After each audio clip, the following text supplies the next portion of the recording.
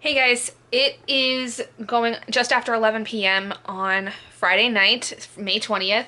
I'm just now getting started with my first read for Bookoplothon. It's going to be counting for both the Gods prompt and the under 300 page prompt, which is to basically read the 11th Metal, which is one of the stories in Arcanum Unbounded. This is going to be for the Brandon Sanderson read along that I'm also participating in. I have got sprints going on from some people who, are doing sprints for Bookoplothon. And the reason I'm waiting until now is because I really haven't had much of an opportunity to start reading as of yet. But I plan on getting through this, and then I think I would, once that's over, because this is only like 20 pages really, I think then after that I will transfer to the book I've been working on for the last couple of days, which is Sword of Destiny. It is the second collection of prequel stories for The Witcher. I'm gonna try with Bookoplothon for the roles and stuff to pick really short things. So short stories, novellas, stuff that I can get through super, super quick. Now, I have some massive plans going on this weekend, so I don't know if I'm gonna be able to get all the role drops done. But tomorrow at around 4 p.m., I'm being picked up by my friend to head off to a bachelorette party. So I can definitely do the next role. That'll be tomorrow morning. Then the one after that, I don't think I'm going to be able to get to until later at night, maybe before I go to sleep. I think I should be able to get through the last one during the day. And Becca did say that if you have something that you've already been working on, that you can count it for completing it during this readathon. So if something ends up counting, I'm gonna let it count, because I did also bring Hero of Ages, which is book 3 in the Mistborn Era 1 trilogy by Brandon Sanderson, because that is our Brandon Sanderson book for this month, other than reading the prequel story of 11th Metal. I am going to rate this short story. I'm not going to rate it in the Arcanum Unbounded, though. I'm going to count it as if it was like an ebook read that I bought like for 99 cents or something on like Kindle. So we'll see how it is. I'm curious how this is going to go, because it's, like I said, supposed to be a prequel to the Mistborn series in terms of like describing this supposed mythic 11th Metal that nobody really knows what to do with. Also, I painted my nails, which is kind of why I'm talking a lot with my hands, because I like seeing that I have my nails painted for the first time in a while, so.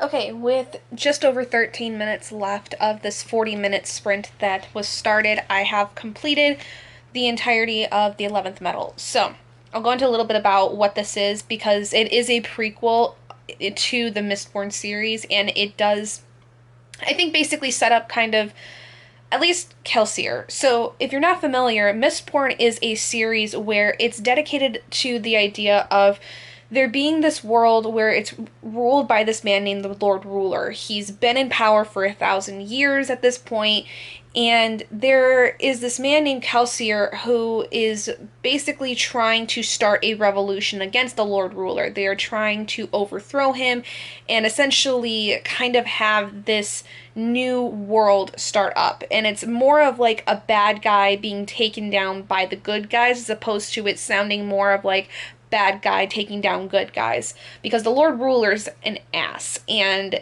they basically treat the poor people, or what are known as the Ska, very poorly. Now, the main story of Mistborn, at least the first book, is told through Kelsier's perspective, as well as our main character, Vin, who is a young girl. She basically is an orphan, and you learn that she's what's called a misting. A misting is basically somebody who is able to burn metals, meaning that they can ingest different types of metals and essentially like burn them up like you would burn your metabolism through sheer will.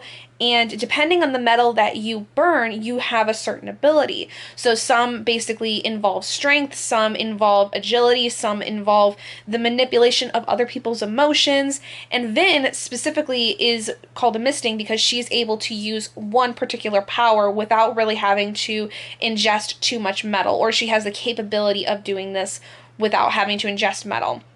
Then there are what are called Mistborn, which are basically these massively powerful individuals, massively powerful allomancers is what they're called. And they are people who are able to use 2 or more metals and effectively. Now, Mistborn can be from Mistings, because Mistings are basically thought of as like the half-breed of a sort, because typically if you're a misting, you had a parent who had allomancy powers and it was brought down to you. But if you're a Mistborn, it is easy for you to use multiple metals, whether through ingesting them or just being able to use multiple naturally. So Vin basically joins up with Kelsier after he finds her and decides to join in on the revolution. And the whole story of Mistborn is basically about them overthrowing the Lord Ruler, and then the Well of Ascension focuses on things a year after the events of Book 1. And then Hero of Ages, I'm not quite sure, but I do know that some time passes from the end of Well of Ascension to Hero of Ages.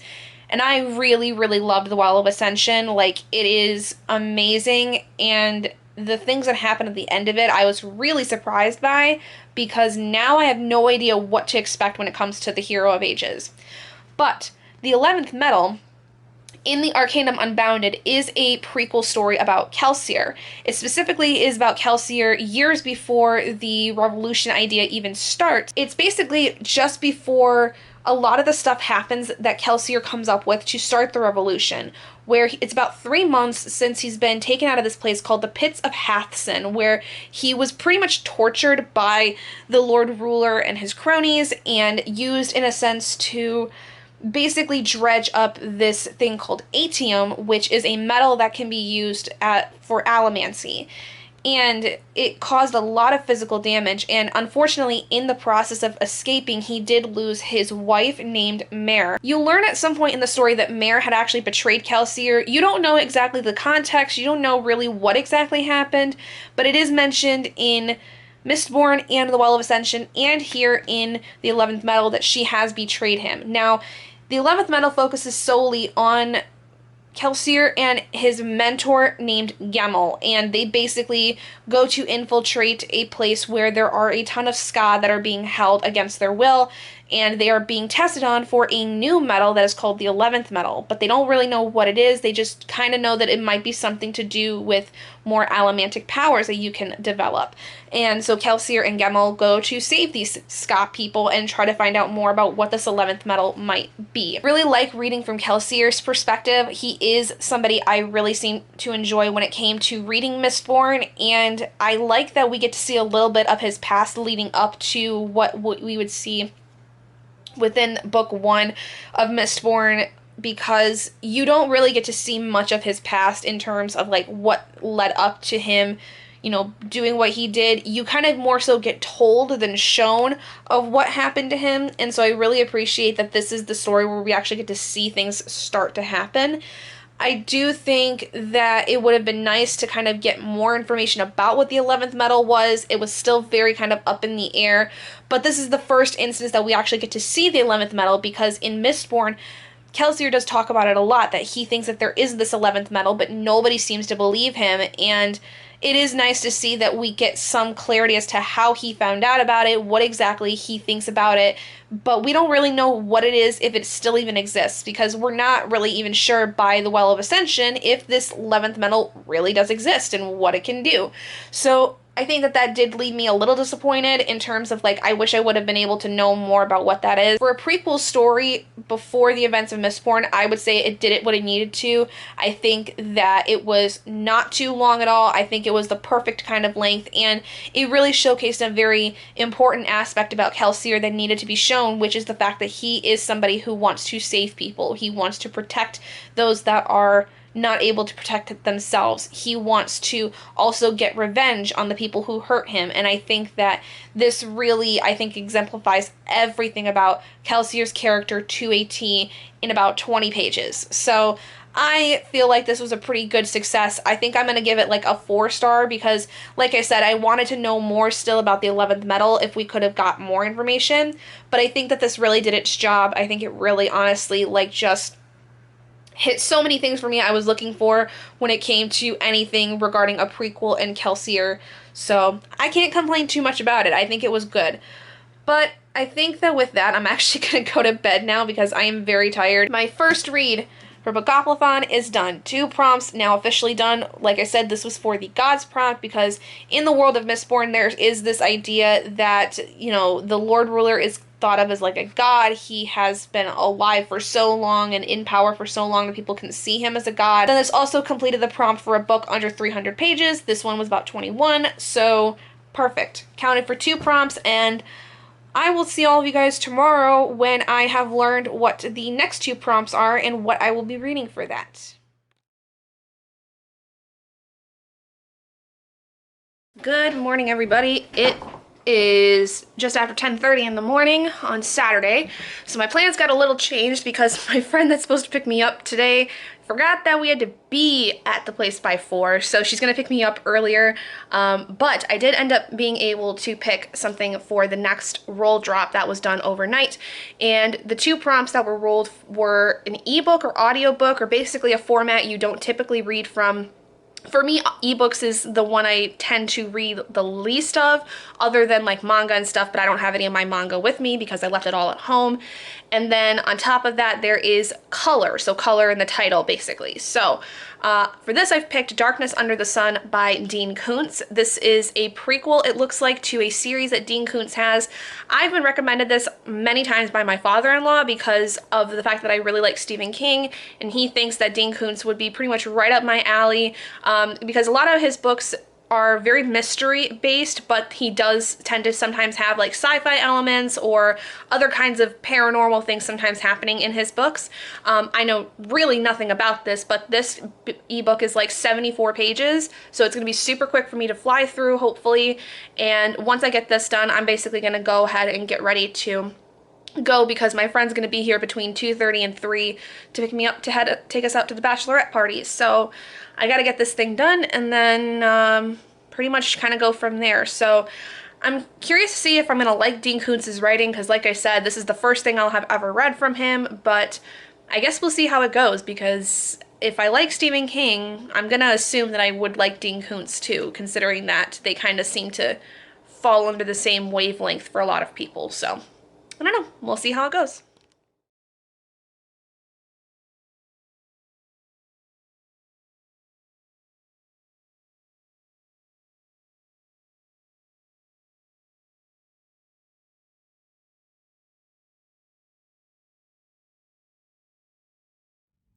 Hey guys, so it is going on 3:30 in the afternoon on Sunday. I am back home from the bachelorette weekend, which was so much fun. I had such a great time.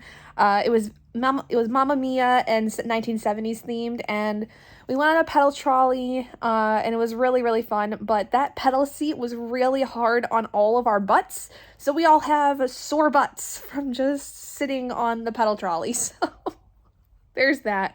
I did not end up getting hungover at all. I today had like a slight kind of headache, but not too bad. Nothing that couldn't get, remedied super quick. But I had a really good time. I had never really done like bar hopping stuff before. I never had that experience like while I was in college. And so it was really fun to be able to do that for the first time. And I had such a good time. But my mom and my sister are actually coming out to see me in a little bit. They are out in town anyway, and so they wanted to come and say hello and say hi to Oscar, who was so happy to see me home. I missed my boy so much, so it was so sweet to be able to come back home and see him all excited and stuff. But yeah, I had a really great time. But I did manage to get 2 more short stories read over the course of this weekend, and I'm calling it there for Bookoplothon. I'm not going to have enough time between now and the end of the readathon, which ends in less than 3 hours, to be able to get another book in. And unfortunately, the only thing I'd be able to read is A Stranger in the House by Sherry LaPena, or LaPena, I'm not quite sure how to say their name. But this is a full-length novel, and I don't have the time to read a full-length novel in the span that I have left of the readathon, so that's fine.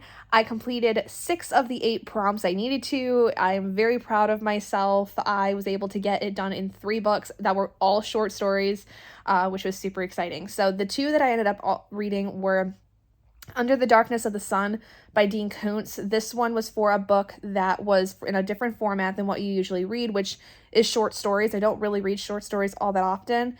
And Color, which was darkness.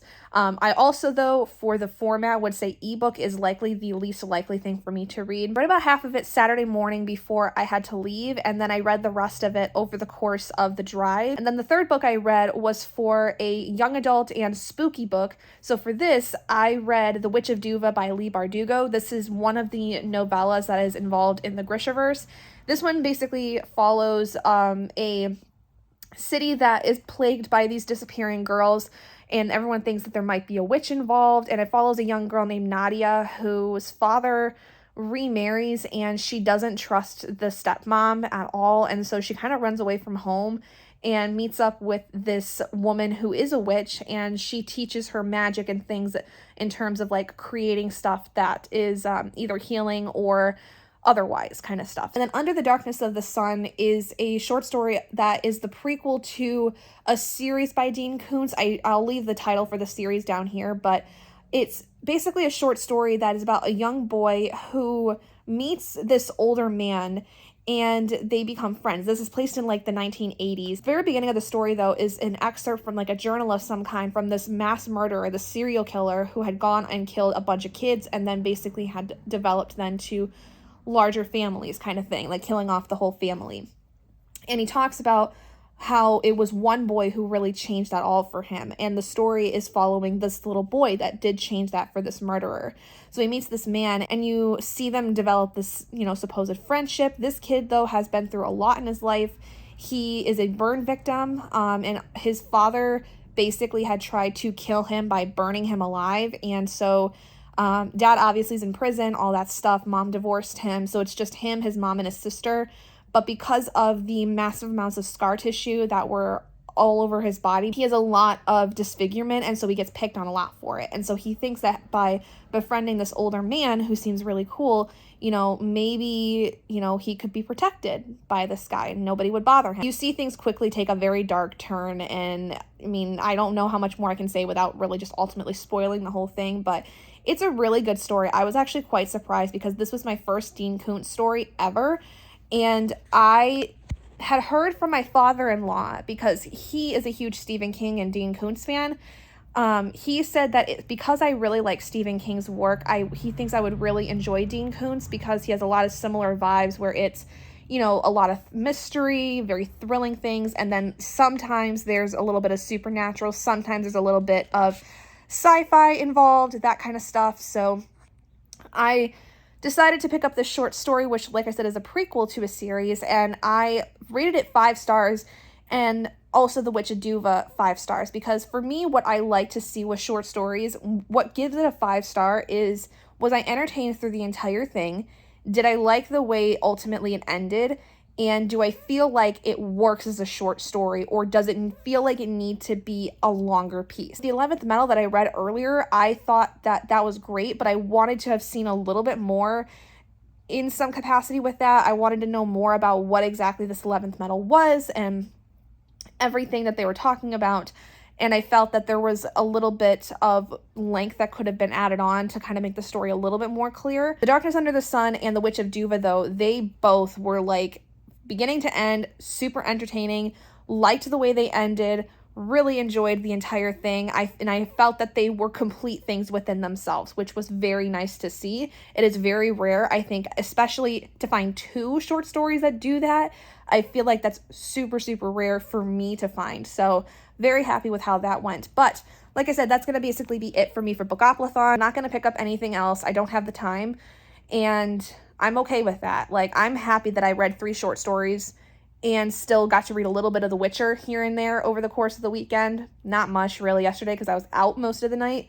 But I think once my mom and my sister leave, I'm going to pick up The Witcher again and kind of just go from there. I hope everybody had a great time with Bookoplothon. I really did. I'm just a little sad that I couldn't get a little bit more in, but I also had plans this weekend that I forgot were in the same weekend, and I'm very happy to have managed to get through a majority of the prompts. Yeah, anyway, thank you guys so much for joining me in this vlog. If you guys did enjoy it, please do give it a big thumbs up, and if you haven't already and you'd like to be and would like to see more content like this, go ahead and hit that button down below and subscribe to become an owlet in our flock, and I will see all of you guys in my next video.